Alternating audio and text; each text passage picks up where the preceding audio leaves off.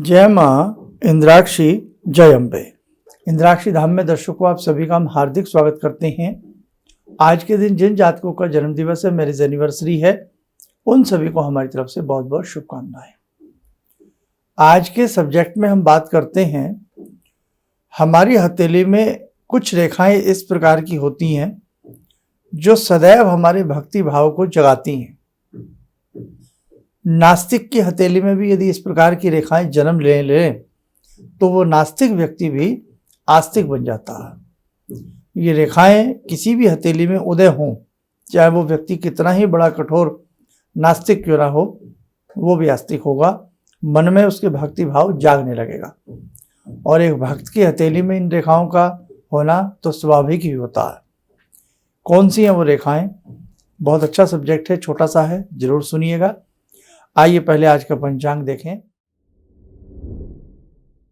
27 मई सन 2023 दिन शनिवार, संवत 2080, ज्येष्ठ मास, शुक्ल पक्ष, तिथि सप्तमी, नक्षत्र मघा, राहु काल 9 से 10:30, दिशा सूल पूर्व दिशा। अब देखो, हमारी हथेली में अनगिनत रेखाएं होती हैं, लेकिन एक होती है आपकी हथेली में दीक्षा रेखा। दीक्षा रेखा हथेली में कहाँ होती है? हमारी ये इंडेक्स फिंगर है, पहली उंगली है, अंगूठे के बराबर वाली पहली उंगली। अब पहली उंगली में आप यहां ध्यान से देखेंगे, नीचे की तरफ इस जगह, इस स्थान पर आपको दिखाई देगी एक सिंगल रेखा, करीब करीब सबके हाथ में होती है, और इसे हम दीक्षा रेखा कहते हैं। ये रेखा है तो ऐसे व्यक्ति को दीक्षा तो जरूर लेनी चाहिए, लेकिन कहीं ना कहीं धार्मिक मन, धार्मिक गतिविधि, धार्मिक बातें, चाहे वो किसी भी पंथ से, संप्रदाय से, धर्म से जुड़ा हो, लेकिन ये रेखा होने पर उसके मन में एक धार्मिक स्थिति बनी होती है अपने उस पंथ के प्रति, अपने धर्म के प्रति, जहाँ से भी वो जुड़ा है। और ख़ास तौर से सनातन धर्म को मानने वाले व्यक्ति की हथेली में ये रेखा जब उदय होती है तो ये बहुत अच्छी होती है, और ये हमें गुरु के साक्षात्कार कराती है, चाहे वो किसी भी रूप में कराए, या गुरु का विशेष आशीर्वाद प्रदान कराती है। और ऐसे व्यक्ति को दीक्षा अपने जीवन में ले लेनी चाहिए, उसके लिए शुभ रहता है। वैसे तो खैर दीक्षा सभी लें, सबके लिए अच्छा होता है, लेकिन सबका अपना अपना मन है, सबके लिए हम कोई ज़बरदस्ती वाली बात किसी के लिए नहीं कर सकते। दीक्षा या गुरु बनाना ये बहुत अंतर्मन की बात होती है, लेकिन ये रेखा आपकी हथेली में है तो आपने अपने जीवन में एक बार आप दीक्षा तो लेंगे ही लेंगे, आप कितना भी दीक्षा से बचना चाहें। अर्थात ये रेखा आपको धर्म मार्ग की तरफ ले जाएगी, ये रेखा आपके अंदर धर्म का उदय करेगी। ये रेखा ऐसी होती है। आगे जाने, हमारी हथेली में सूर्य पर्वत कहाँ होता है? रिंग फिंगर के नीचे, रवि की उंगली जिसे कहते हैं। लेफ्ट हैंड हो या राइट हैंड हो, रवि की उंगली है। यहाँ ध्यान से देखेंगे, यहाँ महीन एक रेखा दिखे, या हमें दो रेखाएं पतली पतली दिखाई दें, या यहाँ पर फ्लैग जैसी आकृति दिखाई दे, तब भी व्यक्ति के अंदर धार्मिक गतिविधि होती है। व्यक्ति का मन धर्म से ओतप्रोत होता है, और व्यक्ति कहीं ना कहीं अपने जीवन में अपने धर्म के प्रति पूर्णतः सजग और पूर्णतः उस समर्पण की भावना अपने धर्म के प्रति, गुरु के प्रति, देश के प्रति उस व्यक्ति के अंदर होती है। ये योग भी आपकी हथेली में बना बहुत सुंदर होता है।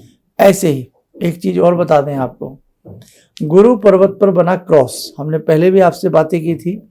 ये इंडेक्स फिंगर है, तो गुरु पर्वत पर बना ये क्रॉस, आप माने न माने, ये भी आपके अंदर धार्मिक गतिविधि को जन्म देता है। गतिविधि से मतलब धार्मिक एक्टिविटी में आप शामिल होने लगते हैं, किसी सेमिनार में, सम्मेलन में, पूजन में। बहुत लोग तो ऐसे हैं, पड़ोस में कथा हो रही होती है, सुनने का मन नहीं करता, लेकिन जिसकी हथेली में इस प्रकार का योग है, क्रॉस बना है, और क्रॉस के साथ साथ सूर्य पर वो रेखाएं हैं, और एक हमने दीक्षा रेखा की बात बताई है, तो ऐसा व्यक्ति बहुत अच्छे तरीके से धार्मिक स्थिति को पूर्णता प्राप्त करता है। भगवान की कृपा उसके ऊपर बनी रहती है, और जैसे जैसे उसकी एज आयु बढ़ती है वो वैसे वैसे अपने धर्म की तरफ, भगवान की तरफ बढ़ने लगता है। ऐसे आपकी हथेली में होती है मणिबंध रेखाएं। यहाँ ये कलाई है, इसको ऐसे करोगे, ऐसे देखोगे तो ध्यान से आपको लहरदार 3 रेखाएं दिखाई देंगी।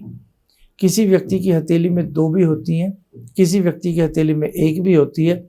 अगर 3 मणिबंध संपूर्ण आपकी हथेली में हैं और सूर्य पर जो हमने फ्लैग जैसी आकृति बताई, 2 रेखाएं बताई वो हैं, और ख़ास तौर से हमने जो क्रॉस की बात बताई वो आपके पास है, तो ऐसा व्यक्ति जब अपनी उम्र के लास्ट पड़ाव में होता है, अंतिम क्षणों में भी वो अपनी साधना को नहीं छोड़ता। बहुत लोग अपने रोगों के कारण, कई बार बुढ़ापा घेर लेता है बहुत ज़्यादा, पूजा पाठ नहीं कर पाते हैं, बैठ नहीं पाते हैं, लेकिन ऐसे योग का व्यक्ति जो होगा वो लास्ट सांस तक, जीवन की अंतिम सांस तक वो प्रभु का स्मरण और चिंतन निरंतर करता रहेगा। और जो हरि भक्त होते हैं उन्हें उस वक्त में वैकुंठ की प्राप्ति होती है, और जो देवी भक्त होते हैं उन्हें मणिदीप की प्राप्ति होती है। मणिदीप भगवती का एक बहुत बड़ा, जैसे आपने स्वर्ग का नाम सुना हो, वैकुंठ आपने सुना हो, है ना, सुना होगा ना, परम धाम को सिधार गए, वैकुंठ चले गए। ऐसे जो देवी के भक्त होते हैं अंत समय में देवी का सायुज्य उन्हें प्राप्त होता है और वो मणिदीपवासी हो जाते हैं। आकाश में हजारों योजन चौड़ा लंबा भगवती का वास है जिसे मणिदीप कहा जाता है, और इसके बारे में हम कभी विस्तार से आपकी चर्चा करेंगे कि मणिदीप क्या है और मणिदीप की प्राप्ति कैसे हो सकती है, और मणिदीप में वो जगत जननी भुवनेश्वरी मणिदीप में कैसे विराजती है। इसलिए मेरे साधकों, ध्यान रखना, हमेशा देवी माता की शरण में अधिक से अधिक अपने समय को व्यतीत करना, शक्ति की साधना जीवन में करते रहना, आप मार नहीं खाएंगे। और जिनकी हथेली में इस प्रकार के योग ना हो तो वो ये भी ना समझें कि वो भक्त नहीं है, वो भक्ति नहीं करते हैं, उनके मन में धार्मिक बातें नहीं है। ऐसा कुछ नहीं है, वो भी धार्मिक है, लेकिन जहाँ इस प्रकार के चिन्ह हों तो वहाँ ये श्योरिटी सी हो जाती है। कई बार जैसे बहुत व्यक्ति हमें अपने बच्चों का, बेटों का हाथ दिखाते हैं या किसी का दिखाते हैं या किसी का भी, तो वो कहते हैं ये व्यक्ति कट्टर है, धार्मिक नहीं है, ये सब बातों को रूढ़िवादी बताता है, अंधविश्वास बताता है। लेकिन अगर ये योग हैं तो आज नहीं तो कल वही व्यक्ति तोते की तरह राम राम करेगा। तोते की तरह मतलब भले उसको कुछ समझ में ना आए, लेकिन वो भक्ति में बढ़ता चला जाएगा और फिर बाद में सब कुछ समझ में भी आने लगता है। कई बार आपके जीवन में अनेकों प्रकार के कष्ट होते हैं और आपके पास डेट ऑफ बर्थ नहीं होती, जन्म समय का ज्ञान नहीं होता। उस स्थिति में आप अपने हाथ की रेखाएं दिखाइए ताकि हम बहुत सारी चीज़ों को जान सकें और जो समस्या मूलभूत आप झेल रहे हैं उस समस्या से आप कैसे बाहर आ सकते हैं। अब जैसे यही आज की वाली बात ले लो, आपने कहा मेरा मन भक्ति में नहीं लगता। ये बहुत बड़ा सवाल है, यक्ष प्रश्न है कि भक्ति में मन नहीं लगता, तो क्यों नहीं लगता? हो सकता है आपकी हथेली में कुछ ऐसे योग हो। आप कहें ये तो भक्ति करेगा ही नहीं, इसके तो भाग में भक्ति नहीं है, ये तो करेगा ही नहीं, इसने मना किया, मैं भगवान को नहीं मानूंगा। लेकिन उसकी हथेली में ये योग है तो कान पकड़ करके भगवान उसे जबरदस्ती अपनी शरण में ले जाएंगे। समझे? तो इस प्रकार से समय समय पर कभी ऐसा मौका आवे, कोई दुख का, विलाप का, परेशानियों का, तो हमें अपने हाथ की रेखाएं दिखा करके भी जान लेना चाहिए। तो आज ये जो हमने योग बताए हैं ये आपकी भक्ति को बढ़ाते हैं और बताते हैं कि आप एक बहुत अच्छे भक्त हैं। आइए समय हो चला आज की ध्यान साधना का। जुड़ते हैं जगजननी मणिदीप वासिनी भगवती भुवनेश्वरी से। ओम सिंदूरारुण विग्रहां त्रिनयनां माणिक्यमूले स्फुरात् स्तारानायकशेखरं स्मितमुखी भापेन वक्षोरुवां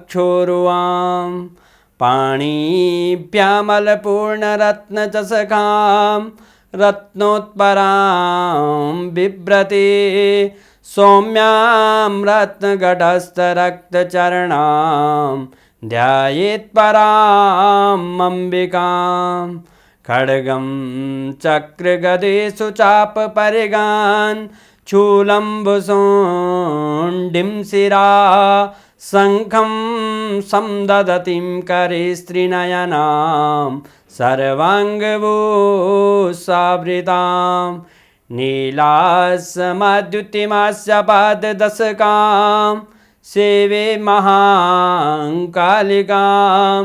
यामास्तो स्वपितैः हरो कमलजो हन्तुं मधुं कैटवम् विद्युद्दाम समप्रभां मृगपते स्कन्दस्थितां भीषणां कन्या विहकरवालखेटविलसा धस्ताविरासेवितां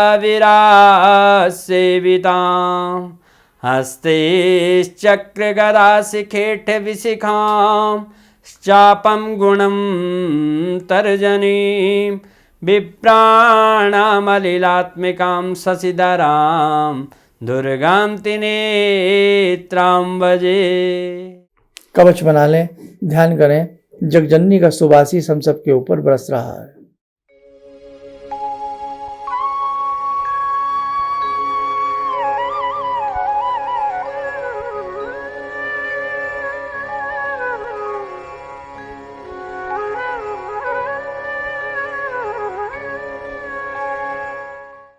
ओम बोलते हुए नेत्र खोलें, सामान्य हो जाए। और इसी के साथ साथ जो धार्मिक पूजन आप करते हैं, जैसे 18 जून का एक विशेष प्रकार का पूजन है, उसमें भी यदि आप सम्मिलित होते हैं, जैसे हमने बताया था, उससे भी भगवान की कृपा, इष्ट कृपा हमारे ऊपर बरसती है। और उसके बारे में अधिक जानकारी तो हम दे चुके हैं, लेकिन अब समय धीरे धीरे नज़दीक आ रहा है और बहुत सारी जानकारी जो भक्त उसमें आ रहे हैं उनके लिए हम शीघ्र ही प्रदान करेंगे। आप स्वस्थ रहें, सुखी रहें। इन्हीं शुभकामनाओं के साथ हम अपनी वाणी को विराम देते हैं। जय जय अम्बे। गुरु जी से मैं तब से जुड़ा हूँ जब से वो एक चैनल आती थी P7, उसी से मैं जुड़ा हुआ। और गुरुदेव से हमारी जब मुलाकात हुई तो मैं आश्चर्यचकित रह गया जब उन्होंने हमसे बताया कि आपके साथ ऐसे ऐसे हुई। तो मैं इतना आश्चर्य हो गया कि इन्हें कैसे मालूम, और इतना बढ़िया इन्होंने बताया, जिसके वजह से मैं आज तक उनसे प्रभावित हूँ। और इनका बताने का शैली वगैरह इतनी बढ़िया है जो हम अपने क्लास के टीचर से भी उतना बढ़िया नहीं समझ पाते थे। ये हमें बहुत पसंद आई। और दूसरी बात कि इनके साथ जितने भी मैं जुड़ा, जब से जुड़ा रहा, जो भी समस्या आई, मैं बहुत ही अच्छा तरह से मेरे सॉल्व होते चले गए। और आज तक मैं उनके आशीर्वाद से मैं बहुत सुखी हूँ। किसी भी समस्या के समाधान के लिए मिले प्रसिद्ध हस्तरेखा एवं वास्तु विशेषज्ञ प्रोफेसर धर्मेंद्र शर्मा जी से। नोट: शिविर में भाग लेने हेतु एवं व्यक्तिगत रूप से मिलने के लिए कॉल करने का समय सुबह 10 बजे से शाम 6 बजे तक। हमारे विभिन्न ज्ञानवर्धक कार्यक्रम देखने के लिए आप हमें अभी सब्सक्राइब करें, बेल आइकन को प्रेस करें ताकि आप देख सकें हमारा कार्यक्रम सबसे पहले। और अधिक जानकारी के लिए फेसबुक पेज को लाइक करना न भूलें।